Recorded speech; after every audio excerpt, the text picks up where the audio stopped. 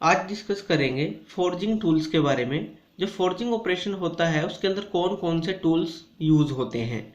जो फोर्जिंग है हम जानते हैं ये क्या होती है। पहले किसी मेटल को गर्म किया जाता है और फिर गर्म करने के बाद उसके ऊपर हैमरिंग की जाती है। हैमरिंग करने के बाद उसको एक रिक्वायर्ड प्रोडक्ट में चेंज कर दिया जाता है। तो किसी शीट मेटल को कोई शेप देना वो भी फोर्जिंग में आता है। कि किसी शीट मेटल को शेप देना या किसी गर्म चीज को गर्म करके उसको शेप देना, फोर्जिंग हम उसको बोलते हैं। तो इसके अंदर कौन कौन से टूल्स यूज होते हैं फोर्जिंग के अंदर। तो सबसे पहले है टोंग। ये है टोंग्स। इन दोनों को हम टोंग्स बोलते हैं। ये हमारी बनी होती है माइल्ड स्टील की। माइल्ड स्टील की ये बनी होती हैं। इसके एक तरफ होल्ड करने के लिए जगह होती है और जो एक रिविट पे हिंज होती है। ये है एक रिविट, यहाँ पे हिंज है, यहाँ से मूव कर सकती है अप और डाउन। ये है आर्म। इन आर्म की हेल्प से हम इसको ओपन क्लोज करके किसी भी चीज को इसके अंदर होल्ड कर सकते हैं। इसको हम फ्लैट टोंग बोलते हैं, ऊपर वाली को। अगर हम किसी राउंड चीज को होल्ड करना चाहते हैं, कोई सर्कुलर टाइप चीज है, तो उसको हम इस टोंग से होल्ड करते हैं। इसको हम बोलते हैं राउंड टोंग।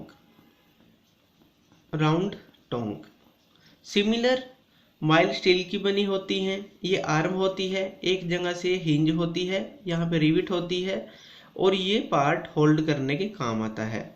तो अकॉर्डिंग टू जो हमारे पार्ट हैं, अगर वो फ्लैट है, जब हम उसको भट्टी से निकालते हैं तो हम इन टोंग्स का यूज़ करते हैं क्योंकि वो बहुत गर्म होते हैं।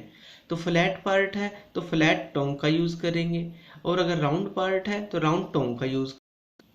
जो कॉमनली यूज्ड लेंथ होती है इन टोंग्स की वो 400 से 600 mm तक होती है लंबी। और जो इनके जाज हैं वो 6 से 55 mm तक ओपनिंग में जनरली हम यूज़ करते हैं कि वो ओपन हो सकते हैं और होल्ड हो सकते हैं। तो ये स्पेसिफिकेशन है टोंग्स की। नेक्स्ट है फ्लैटर। ये हैं फ्लैटर्स। इनको हम बोलते हैं फ्लैटर्स। जैसा नाम से ही क्लियर है कि ये जो फ्लैटर्स हैं ये शीट को फ्लैट करने के काम आते हैं या किसी प्रोडक्ट को फ्लैट करने के काम आते हैं। नीचे से ये बिल्कुल फ्लैट होते हैं और ये बने होते हैं हाई कार्बन स्टील के। हाई कार्बन स्टील के ये बने होते हैं। इनके पीछे एक हैंडल होता है, ऊपर से हम इसको हैमरिंग करते हैं शीट के ऊपर रखने के बाद तो ये फ्लैट करते चले जाते हैं। इसको हम इस तरह से देख लेते हैं कि विदाउट हैंडल ये इस तरह का होता है। नीचे एक फ्लैटर है और ये फ्लैटर फ्लैट करने के काम आता है, बिल्कुल सीधा करने के काम आता है शीट्स को। तो फ्लैटर इसलिए इसको बोला जाता है। ये है सेट हैमर। इसको बोलते हैं सेट हैमर। सेट हैमर भी हमारा टूल स्टील का ही बना होता है, जिसके ये बने होते हैं हाई कार्बन स्टील का। लेकिन ये फ्लैटर जितना चौड़ा होता है नीचे से ये उससे कम होता है और ये एक हैंडल के साथ अटैच होता है। अब ये सेट हैमर करता क्या है। ये सेट हैमर करता है, जैसे फ्लैटर तो फ्लैट करने के काम आता है, सेट हैमर कॉर्नर्स को, मान लीजिए शीट है कोई, अगर हमें इसको 90 डिग्री बेंड करना है तो इसके कॉर्नर्स को सेट करने के काम आता है। इनको अच्छी तरह से सेट कर देता है सेट हैमर। तो इसलिए चौड़ाई में नीचे से कम होता है, होता फ्लैटर की तरह ही है, लेकिन हम इसका यूज करते हैं कॉर्नर्स पे, जो हम 90 डिग्री पे हम बेंड करते हैं तो उनको सेट करने के काम आता है। और उसके बाद है ये स्वेजिज। ये होते हैं स्वेजिज। ये है टॉप स्वेज। ऊपर वाले को हम बोलते हैं टॉप स्वेज और नीचे वाले को बोलते हैं बॉटम स्वेज। अब ये स्वेजिस भी हमारे हाई कार्बन स्टील के बने होते हैं। ये काम क्या करते हैं। ये करते हैं कि अगर हमें कोई राउंड शेप देनी है, क्योंकि देखिए इनके बीच में राउंड शेप है, किसी सिलेंड्रिकल ऑब्जेक्ट की शेप देनी है शीट को या राउंड शेप देनी है तो ये स्वेजिस हमारे काम आते हैं। बॉटम स्वेज को हम एनविल में फिट करते हैं। एनविल के अंदर होल होता है, वहाँ फिट करते हैं और टॉप स्वेज से हम उसको राउंड शेप देते हैं। तो स्वेजिस भी जैसे फ्लैटर्स हैं वो फ्लैट करते हैं, तो स्वेजेस क्या करते हैं, राउंड करते हैं किसी चीज़ को। तो इसलिए टॉप स्वेज और बॉटम स्वेज हम दो स्वेज यूज़ करते हैं। अकॉर्डिंग टू कंडीशन हम इनकी शेप को चेंज कर सकते हैं, अलग अलग स्वेजेस का यूज़ कर सकते हैं। आगे हैं पंचेस।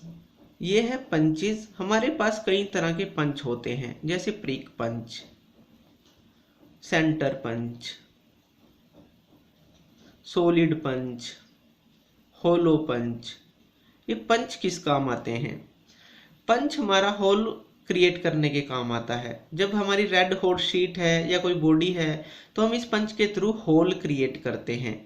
इनके कॉर्नर्स में डिफरेंस होता है। जैसे अगर प्रिक पंच की बात करें तो 30 से 60 डिग्री इसके कॉर्नर्स होते हैं, और सेंटर की बात करें तो 60 डिग्री से 90 डिग्री जो इसका एंगल होता है जो होल क्रिएट करता है। इसी तरह सॉलिड और होलो भी इसी तरह से होते हैं, अलग अलग एंगल पे। होलो क्या करता है, अंदर से होलो होता है बस ये, तो स्मॉल होल क्रिएट करने के काम आता है। तो पंच का बेसिक फंक्शन क्या है, होल को क्रिएट करना। नेक्स्ट है ड्रिफ्ट। ये होता है ड्रिफ्ट। ड्रिफ्ट क्या है? ड्रिफ्ट एक तरह का पंच ही है, लेकिन ये इनसे ज़्यादा चौड़ा होता है और बड़ा होता है। इसका एक पार्ट टेपर होता है, ये टेपर पार्ट होता है। मान लीजिए ये कोई पार्ट प्रोडक्ट के अंदर कोई होल है तो उसको ये एनलार्ज करने के काम आता है। तो ड्रिफ्ट का मेन फंक्शन क्या है, होल को एनलार्ज करना, बड़ा करना, जो हमने पंच से क्रिएट किया है। क्योंकि इसके एक तरफ टेपर पार्ट होता है और बाकी ये सारा सेम होता है। ये टेपर पार्ट है, तो टेपर पार्ट का यूज़ करते हैं हम होल को एनलार्ज करने के लिए। इसको बोलते हैं ड्रिफ्ट। तो ये सारे टूल्स यूज़ होते हैं फोर्जिंग के अंदर, जिनको हम एनविल के ऊपर रख के शीट्स को, एनविल का भी हम यूज़ करते हैं। तो फोर्जिंग टूल्स के मेन पार्ट्स यही थे।